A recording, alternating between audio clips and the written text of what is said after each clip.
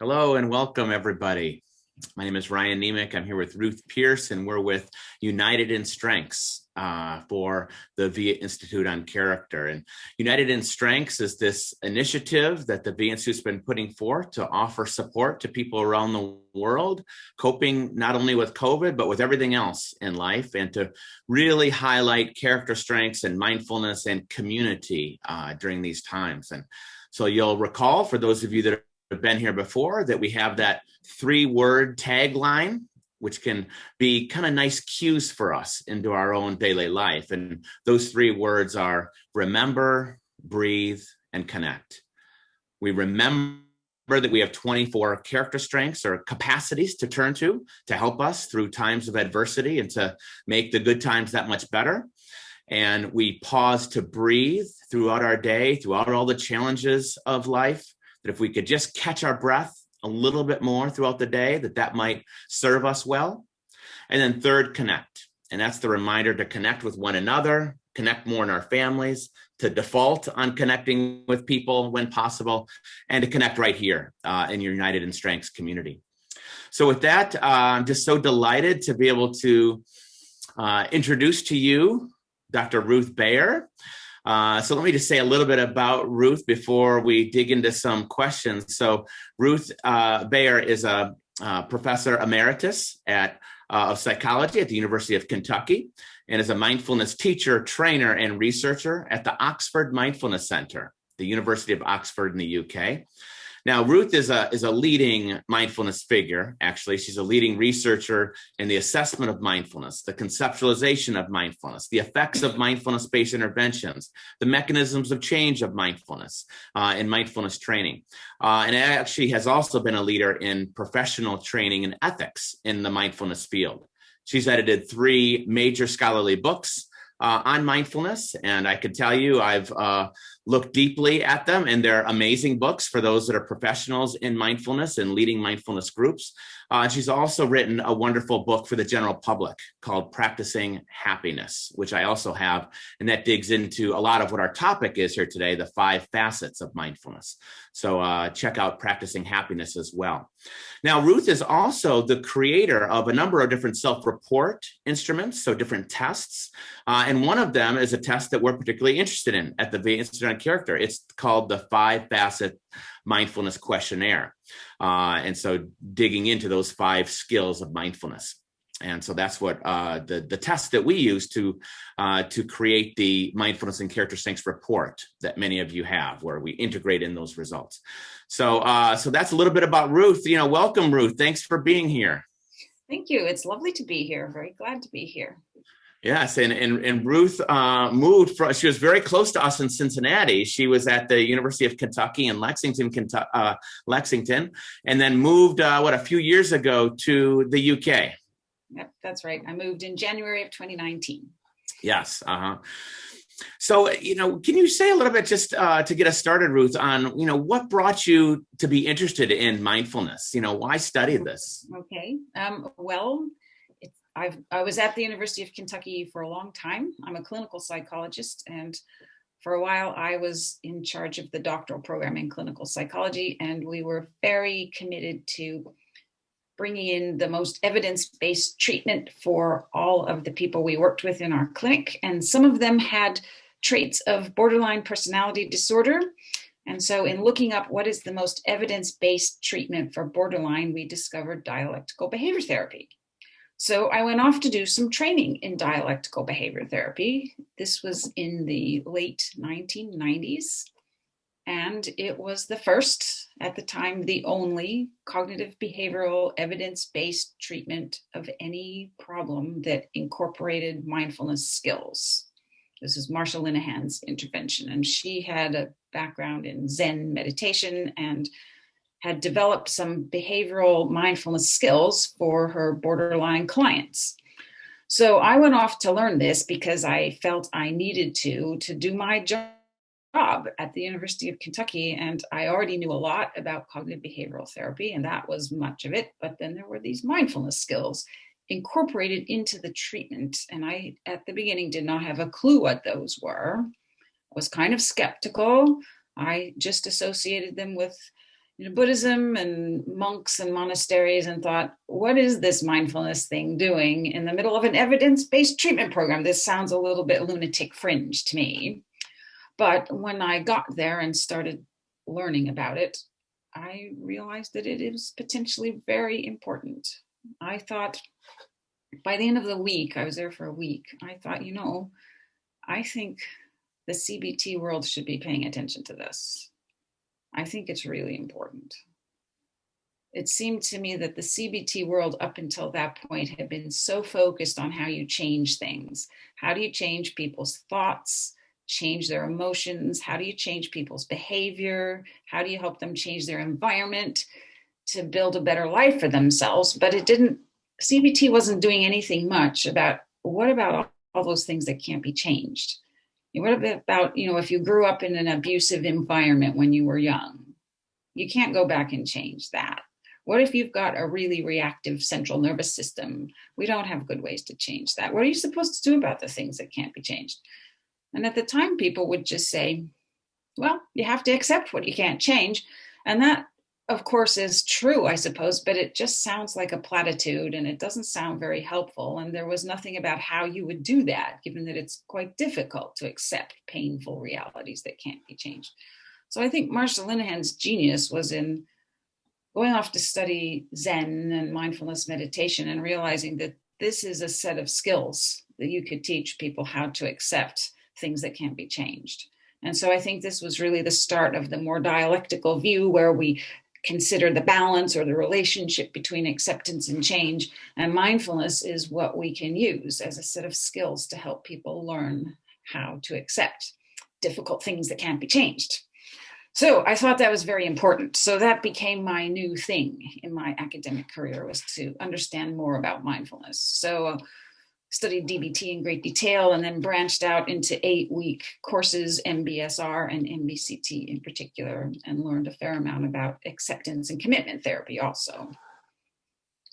Yes, it's such a great journey. So, yeah, and since that Linehan work, and even more recently, say in the last 2 decades, there's been this exponential growth of mindfulness, not only research studies, year by year, but also practitioners. And as you're very much involved with training programs, the general public, being familiar with this term called mindfulness, whereas maybe 30 or 40 years ago, no one would have known what anyone was talking about. So across all those levels, research, practice, and general public. So I'm just curious, what are your thoughts and feelings, if I can say, thoughts and feelings about that big growth? Where there's some mindfulness stuff going on, but then legitimate science going on, but great benefit probably overall. What are your thoughts and feelings about all this? Yeah, well, it's a really interesting question. It's the first time I've ever seen this in my academic career, been involved in a topic that explodes in interest in this way. I think there are some mixed feelings about it. One is it's great that this is being introduced so widely to the general public, and so many people potentially have the benefit from it, if they learn to practice. That could be a great thing, making this really widely available. But at the same time, I come from a very hardcore evidence-based scientific approach to things. And it makes me nervous when I see people making claims about mindfulness that are not really supported by the research, or you're getting way ahead of the data. And I think there's a certain amount of hype out there where people are overselling what mindfulness can do and what it should be expected to do. I think there's also a bit of misunderstanding out there sometimes. You read things in the media about mindfulness and they aren't right. It's not correct. And you think, how do people manage to get their stuff published in leading newspapers when they don't know what they're talking about? But this is what happens, I think, with something that really takes off, is that people study it a little bit and then they have opinions about it and then they can publish them wherever they like. So there's a certain amount of misinformation out there. Yeah. Lots of pros and cons then. I couldn't agree more. Let's talk a little bit about the definition of mindfulness, and sometimes that sounds so basic to people listening maybe, but this is so important if we're going to advance the research, that everybody be on the same page. And so I'm curious what you think, Ruth. We've defined it a lot here at in United in Strengths using the operational definition from Scott Bishop and colleagues back in 2004, that defines mindfulness as the self-regulation of attention with an attitude of curiosity, openness, and acceptance. So I just wanted to ask you what you think about that. And if that's the definition you go by, do you think that's the best way to get at what this thing called mindfulness is? I think that's an excellent definition. It has what I think many definitions have in common, and that is two basic elements, which I often think of as the what and the how, what we do and how we do it. So the what we do is the paying attention part. So paying attention, bringing your awareness to something. And then the how is all those qualities. So with gentle interest, friendly curiosity, with openness, kindness, compassion, non-judgment. There's a lot of words that get used to reflect the how of mindfulness, or the attitudes or the stance that we might say. But I think basically it is focusing your attention on whatever's happening in the present moment, which could be internal or external. And it also has to have this attitudinal quality of friendly interest, gentle curiosity, acceptance, openness, non-judgment, all of that sort of thing. Mm-hmm. Excellent. Yeah. So, you study MBCT quite extensively, one of the leading figures in that. And MBCT, for those that are new to that, is called Mindfulness-Based Cognitive Therapy, evidence-based program for recurrent depression and for some other conditions relating to mood disorders and so on. Probably the second, rivaling the first in terms of the second or first most researched mindfulness-based program in the world. So, Ruth, would you say, I know, so, and as we all know here, and I created MBSP, Mindfulness-Based Strengths Practice, the integration of the science of character strengths and mindfulness. So I'm asking kind of for, purposes of MBSP as well, of just as you look at MBCT, what are the best mechanisms or that, because there's so many things going on in MBCT or MBSR, MBSP. What do you think is most important? And I know some research has started to try to tackle this, but what is most important that's going on in these programs out of all the things that are happening in an 8-week program with a retreat? Well, I think the most important thing is probably that people are in fact learning mindfulness skills. Mm-hmm. They're learning to be more aware of what's happening in the present moment, more attentive to it, more aware of their own thoughts and emotions and body sensations and urges and impulses, more aware of what's going on around them also, and better able to bring this attitude we've been describing of non-judgment and friendly curiosity to whatever it is. So people become better skilled in doing that in daily life. And then that, I think, has a lot of follow-on consequences. So once people have learned those skills a bit better, then they can be, for example, less automatically reactive to things. So if a situation comes along that brings up an emotion in them, suppose it makes them feel angry, for example, they are much better able to recognize, okay, anger has arisen. I can feel this in my body. I recognize these thoughts that I'm having, these angry thoughts. This is an emotional state. I'm feeling angry. I have an urge, say, to throw my keys across the room, or whatever urge you might have in this angry state. And you can see that that's what's happening. And you have a little bit more time and space where you could make an intentional decision. Am I going to throw my keys across the room, or might I choose a response that perhaps would be a little more helpful or skillful or constructive in this situation? So I think reducing reactivity when emotions arise, when stress comes, I think that's a really key mechanism. Mm-hmm. And so would you say that links in terms of, if we think the most impactful mechanism of mindfulness in general or a mindfulness-based program, would you then say that it's more equanimity or decentering or what is talked about more subtly? It hasn't been studied a whole lot, but the shifting in one's relationship with oneself, what would you say is the most important thing going on? I think I would talk about decentering, actually. Okay, and if you could define that, please. It's very closely related to mindfulness. So if you develop these skills of observing, noticing non-judgmentally, then you can recognize, okay, that's a thought, this is an emotion. I can let it be there. I don't have to get all sucked into it. I don't have to be defined by it. But then we arrive at that point I was at before. That opens up a space.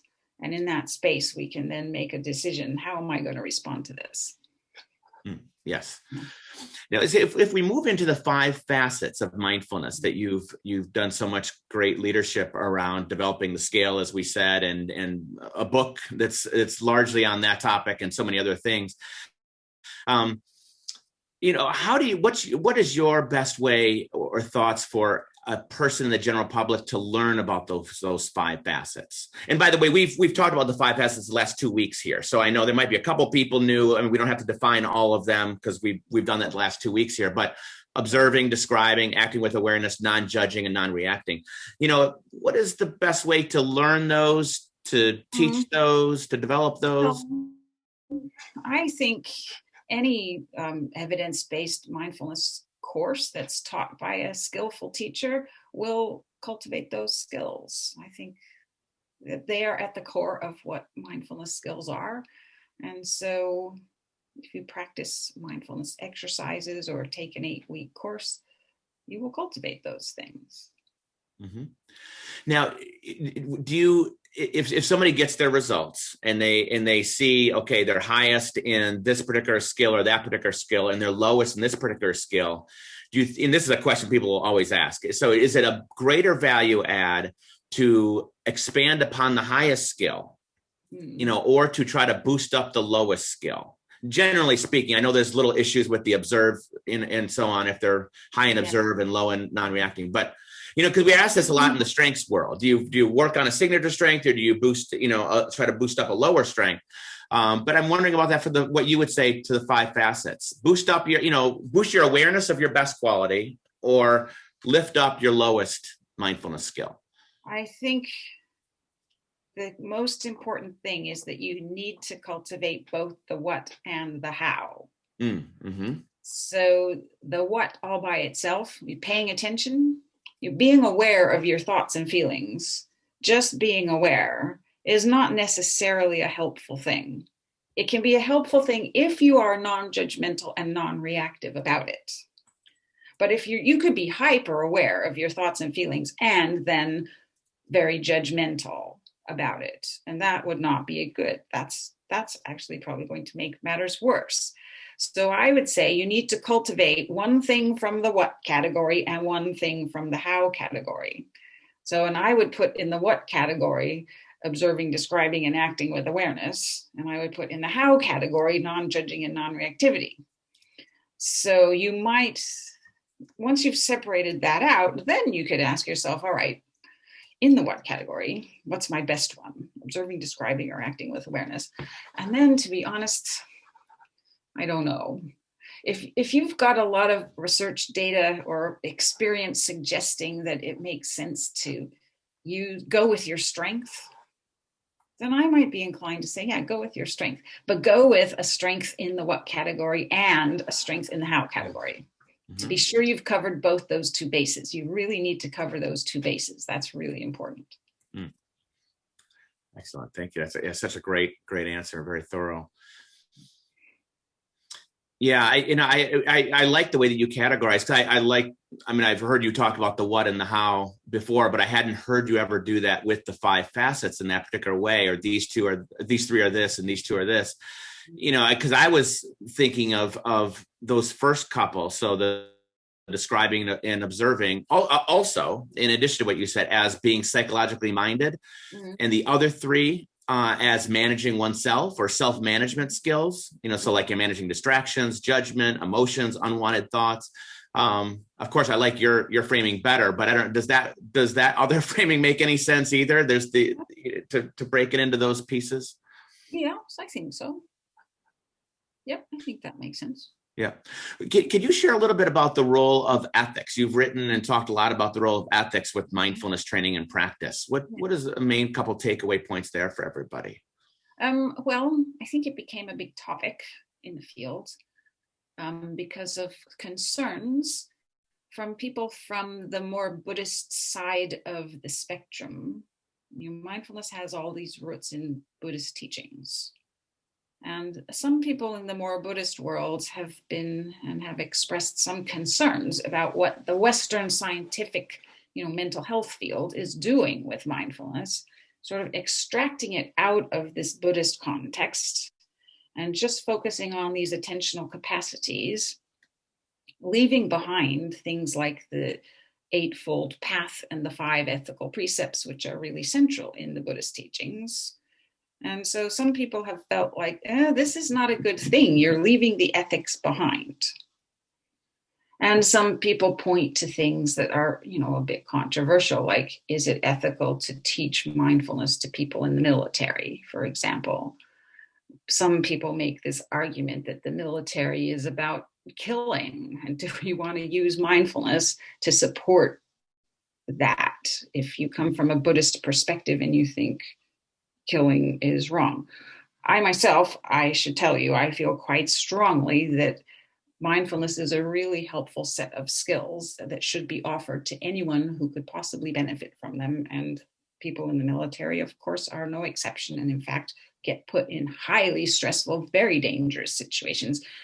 And why you would not want them to be equipped with skills to be more discerning and less reactive is a mystery to me. I think it's very important to equip everybody with these skills who could possibly need them.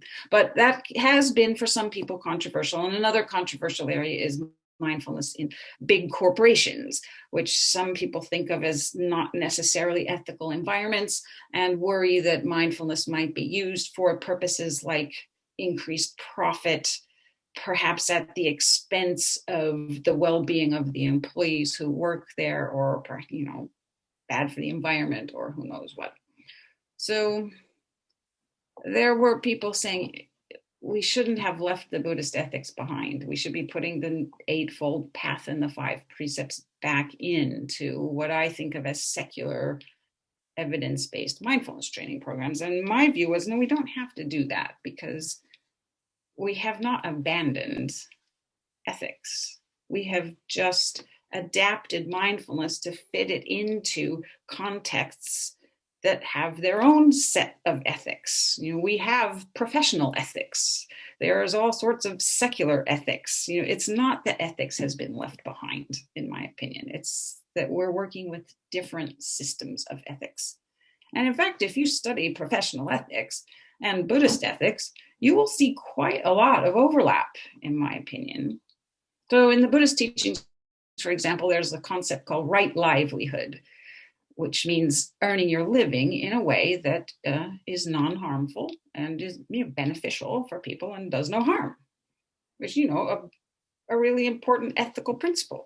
If you look at a professional ethics code, like the ethics code for psychologists put out by the American Psychological Association, just to name one example, the whole code essentially is about how do you make psychology a profession that fits this definition. You could call that right livelihood. It's all about making psychology as a profession that does good for people and avoids doing harm. It's the same general concept. So I myself am much in favor of secular approaches. I think mindfulness is more available and more usable to more people in more situations if it is not necessarily a Buddhist thing. There are situations and environments where if it's too Buddhist, or if it appears to be a religious thing, some environments are going to say we can't use it. Like the public schools in the United States, for example, where we have this constitutional mandate. We have separation of church and state. We have the Establishment Clause of the Constitution, which says government shall establish no religion. That means that government money cannot be used to fund things that appear to be religious. This is why you can't have prayer in public schools, for example. So, and there are cases going on fairly regularly in the courts in the US where people are trying to shut down mindfulness programs in public schools on the grounds that they are Buddhist. And we can't have Buddhism being taught in the public schools in the US. It's not constitutional. So I think if we think that mindfulness skills could be really useful for the kids in the schools, we need to find a way to teach the mindfulness skills so that they are a psychological thing. They are skills for how do you focus your attention? And how do you learn to take more autonomy over that? And how do you learn how to bring a friendly, non-judgmental attitude? This is all psychological stuff. It doesn't have to be Buddhist stuff. It has really interesting roots in the Buddhist traditions, but it doesn't have to be Buddhist stuff. And it can be ethical, even though it isn't Buddhist or religious. We can make it ethical in a more secular or professional ethics kind of way. I hope that's getting at what you were thinking of. That and more so. I mean, I think, yeah, it's such a brilliant answer. So many great specific examples in there, and so clear with something that can feel very, very muddied. So, really appreciative of that detail. That's a snippet right there that could just should everyone in any school should pay attention to that, and business and so on. So, well, let's move into for the first time with a guest, we're going to do something called the lightning round. Okay. So maybe this will become a habit if we like this, Ruth. So let's see how it goes. So don't ruin it. No, Okay. no, I'm joking. So if you could just answer with a one word or a phrase. So we won't do any explaining, just because it's lightning round. So Okay. one mindfulness book for the general public that you would suggest. Full Catastrophe Living by Jon Kabat-Zinn. Your one meditation, if you only had one meditation to offer someone in the general public. Mindful eating. And if you were to offer only one meditation to a professional that's training people in mindfulness, what would that be? Sitting meditation. One adage or truism that mindfulness does for us that research supports.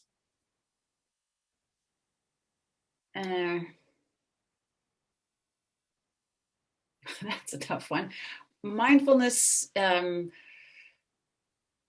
reduces reactivity and improves well-being. Good. Your own personal favorite mindful living type of activity? Mindful walking. Mine too. A mindfulness quote that is your favorite?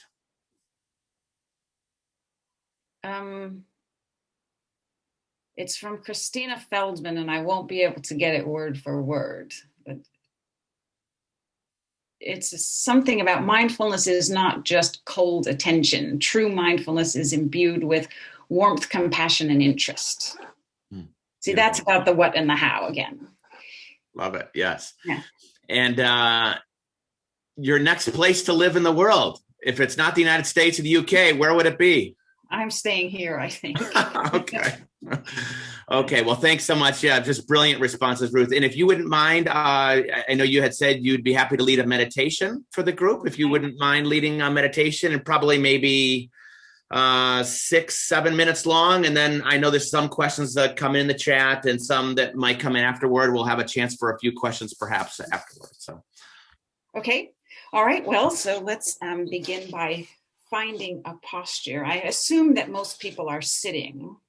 So if you're sitting, finding a posture to sit in that for you reflects being awake and present, also comfortable. It's fine if you're standing or lying down too. Just making any adjustment in your posture that would bring you into a posture that is aware, present and awake. And you can close your eyes if you'd like to, although you don't have to. And let's take a few moments now to just bring some awareness to the body sitting here. So perhaps tuning into the sensations of the feet on the floor.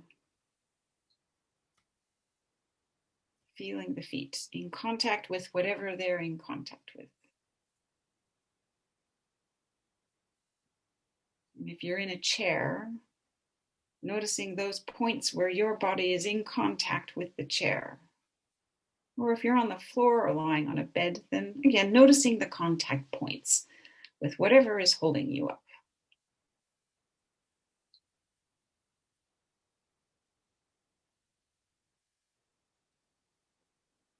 And expanding your attention now to the whole body, noticing any sensations that are present. Some of them may be strong sensations pulling for your attention. Some might be milder or more subtle sensations that you might not notice unless you were really looking. And there might be parts of the body where there aren't any particular sensations, they just feel blank or neutral. So we could think of this as a landscape of sensations all the way up and down the body. See if we can just have a look at this landscape with an attitude that is non-judgmental, friendly, interested. So even if some parts of the body are feeling unpleasant, maybe some parts are in some pain or achy or tired, or maybe the body is hungry, sleepy, and it's not pleasant. See if it's possible to be friendly and non-judgmental to the unpleasant parts. Making space for them, allowing them to be just as they are in a kindly way. And if some parts of the body are feeling quite pleasant and relaxed, then seeing if it's possible to appreciate that. Take a few moments to enjoy it.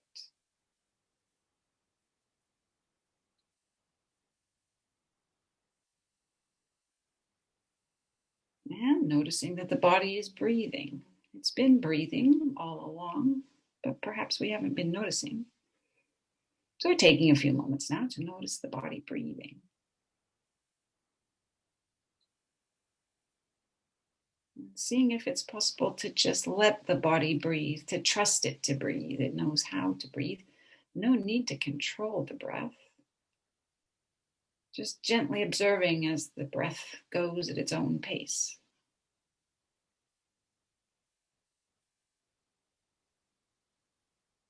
Feeling the air passing in and out. Feeling any sensations or movements as the body breathes.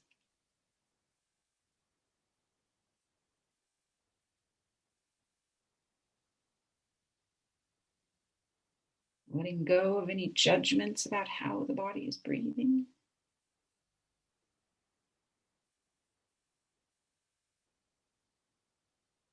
And now perhaps checking in with the mental weather, we sometimes say. What is the mental weather pattern? Thoughts. What sorts of thoughts are in the mind? Coming and going. Is the mind busy with a lot of thoughts? Is it calmer with only a few thoughts? There might be images, memories, plans. Just noticing what's here. Letting it be just as it is. Yeah, perhaps noticing if any emotions are present. Some of them might be attached to the thoughts, or they might not be. Any sort of emotion or mood that's here now. Perhaps one, or perhaps more than one. And it might be a pleasant one, or it might be a difficult one. Just observing what's here. Seeing if it's possible to welcome it and allow it to be here, even if it's not a very pleasant one.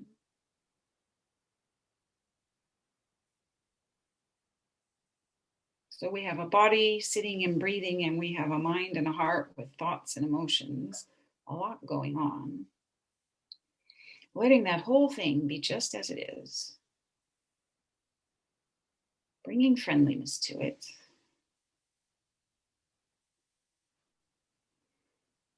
And then when you're ready, turning your attention outward to become aware of the space that you're in. Perhaps you're sitting in a room. So even if your eyes remain closed, noticing what can be sensed about the space that you're in. Perhaps there's a temperature. Does it feel warm or cool?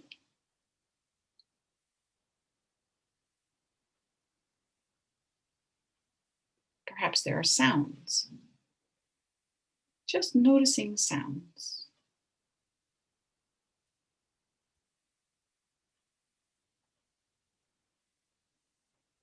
And even if your eyes remain closed, perhaps there's something to be sensed about the light in this room, or the size of the room.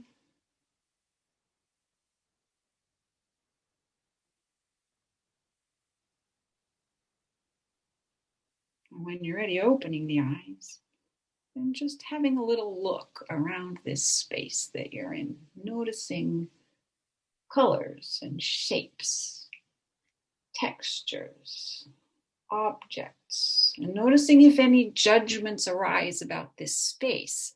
Thoughts, oh, this is not a very nice space, needs a good cleaning up, too small, too untidy. Or if there are positive judgments, oh, what a lovely space. I'm so lucky to have this lovely room. And just noticing those are judgments. Seeing if you can let those go and just notice what can be seen. And then when you're ready, bringing your eyes to the screen and taking in our shared space here on the screen. And here we all are.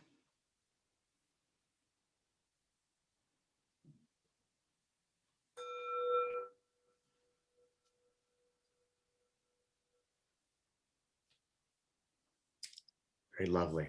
Deep bow to you, Ruth, for that. Thank you.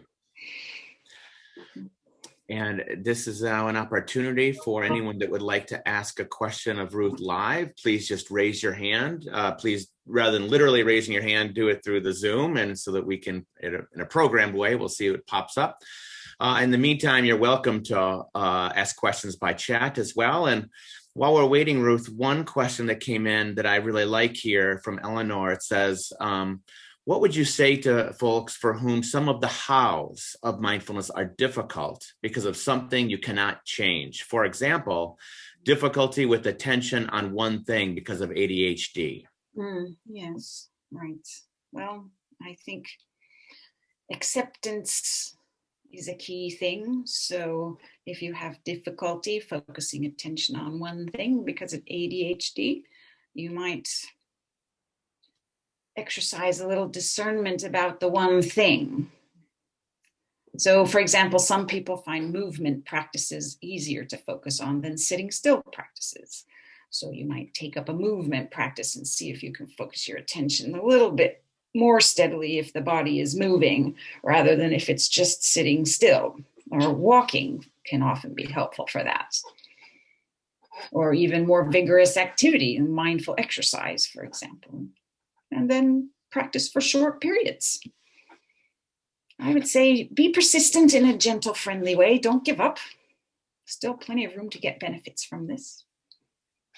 I love that, because that it totally debunks some of those misconceptions people have that mindfulness must be sitting still, it must be sitting in the exact way, it must be always peaceful and quiet, but it's about that quality of attention that you talked about and that attitude of curiosity to anything that we're doing.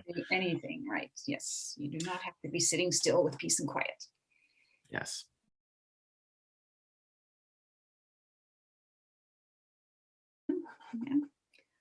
Yeah. One of my doctoral students back at the University of Kentucky wrote a paper on this. He was particularly interested in older adults, and his name is Paul Geiger, Geiger, Paul Geiger. He's the first author of this paper. So you might see if you can look that up. That would be a good starting place.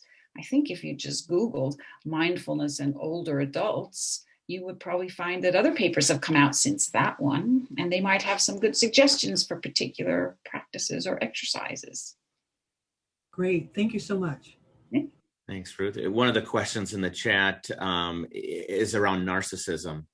And so I wonder, are you aware, first of all, are you aware of any mindfulness programs or mindfulness as being helpful for narcissistic personality disorder? So that would be maybe the first question, which might be a brief answer. But then what about, everybody has some narcissistic qualities. We all have an ego that can sometimes go a little bit too far. So any thoughts there sort of on maybe like a light narcissism that we all can have, self-centeredness, that kind of thing? Right. I haven't seen anything on narcissistic personality disorder. I think mindfulness practice, especially if it's in a group, if you practice with a group or do a group-based program, it doesn't take long before people begin to realize that whatever goes on in their mind, there's very similar stuff going on in other people's minds too.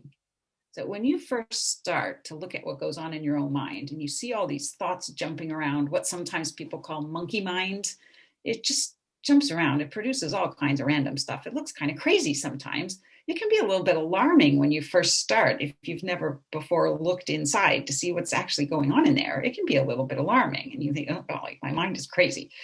But it doesn't take long before, in the course of practicing and then having some discussion about it afterwards, you begin to hear other people's accounts of what goes on in their mind.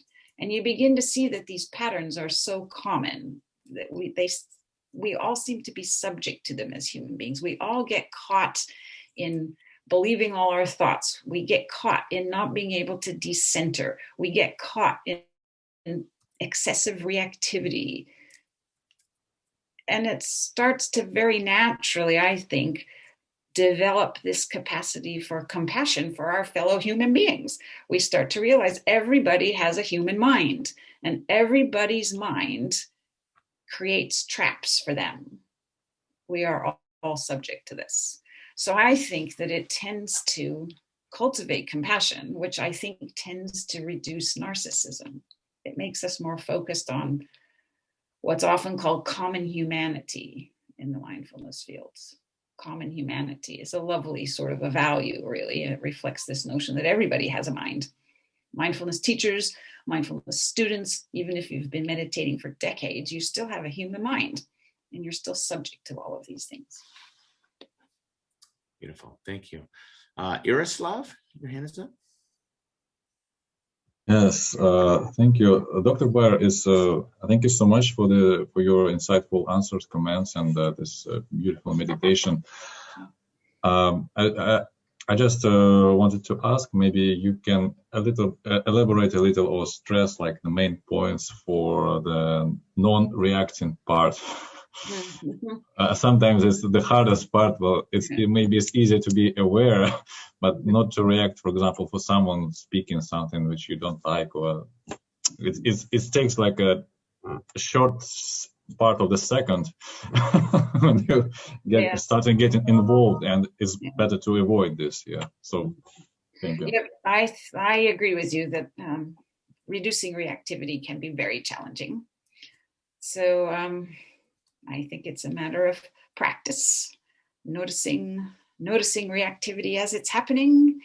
And then, as I say, we're all human, and even people who've practiced a long time may occasionally shout at someone in a reactive way, but then pausing to think back, all right, what happened in that situation? Where might I have paused for a moment? I think pausing is a really helpful skill. Mindful pausing.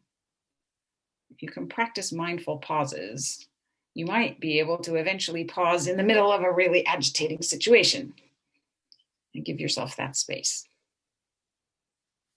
There's no magic answer, I don't think. Thank you, Ruth. Well, I know, unfortunately, we do have a hard stop right about now with our experience. I have a sense that we could keep going and going, Ruth Baer. It's so wonderful to be here with you and to hear your wisdom. I see so many comments reflecting that as well in the chat. And for those that have other questions, perhaps just posing those questions in our Facebook group, United in Strengths, and we'll see what we can do with those, as well as anybody that had a question in the chat. And I know there was some that were really specific. I appreciate Yaroslav's question, because actually that reflected, I think, 2 or 3 questions from the chat as well. So that was really good. And as customary, in addition to just a deep bow of gratitude to you, Ruth Baer, for not only being here, but people need to understand you have been a major leading researcher in mindfulness for a very long time and doing some of the most scholarly and respected throughout the entire community work. So it's a deep bow of gratitude to you for that. It's really impressive. And there's a reason that you're at Oxford in that sense. Many reasons, of course, but your talent is certainly one of them. But then it is a customary also to conclude with a quote from you. And I don't have the exact quote, but I think a nice takeaway for all of us here is, or there's many takeaways, but one is for all of us to try to boost up at least one of our what skills or facets. So observing, describing, or acting with awareness, and boosting at least one of our how skills, non-reacting or non-judging. Yeah, that sounds great. So thank you again, and we'll see everybody next Monday. Thank you for inviting me. I really enjoyed it. Lovely to be with all of you.